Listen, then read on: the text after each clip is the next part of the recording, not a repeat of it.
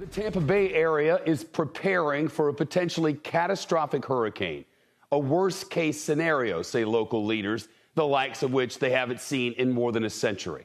More than 300,000 Floridians already ordered to evacuate as Hurricane Ian intensifies rapidly. It's now a Category 2 storm and strengthening. Ian expected to slam western Cuba tomorrow morning as a Category 3 hurricane, then explode in strength to a Cat 4 before the storm's center passes excruciatingly slowly within 10 miles of St. Pete.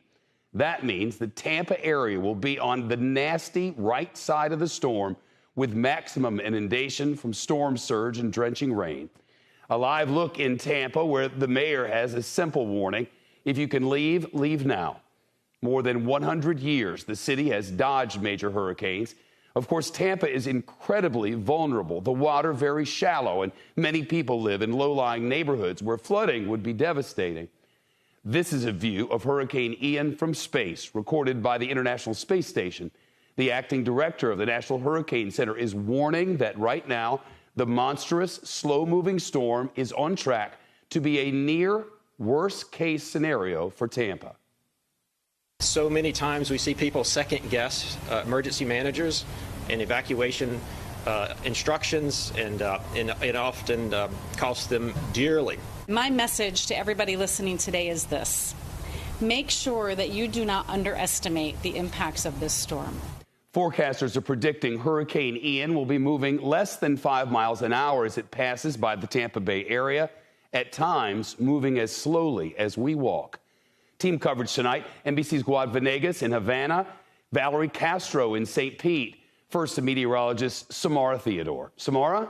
Shepard, while there's still a measure of uncertainty when it comes to where Ian is going to hit precisely, with each model run, we're getting closer to a more definitive path. Here's the latest that just came in at 5 o'clock. Ian is now a Category 2 hurricane. We've seen the winds increase to 100 miles per hour. Currently, it's sitting just to the southeast of the western tip of Cuba. If you live in southern Florida in areas like Naples, Bonita Springs, you may actually already start to see that cloud shield moving in as we start to see this really taking form. Now let's talk timing and intensity.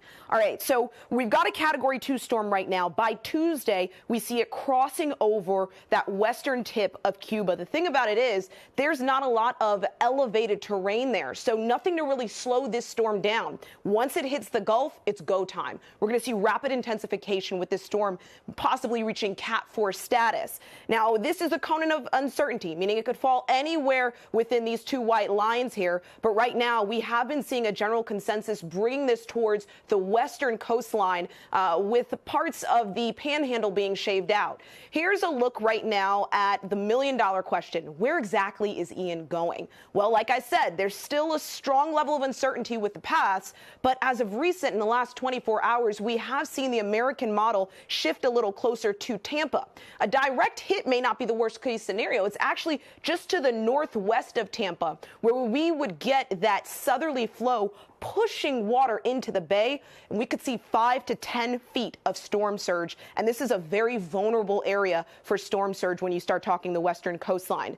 It's not just the rain for the water from the ocean, it's also the rain from the sky, right? So we have Tampa, Florida, all the way out to the eastern half of the state. So Jacksonville, listen up. With heavy rain, we could see major flooding. We're talking locally 15 inches of rain possible by the time it's all said and done.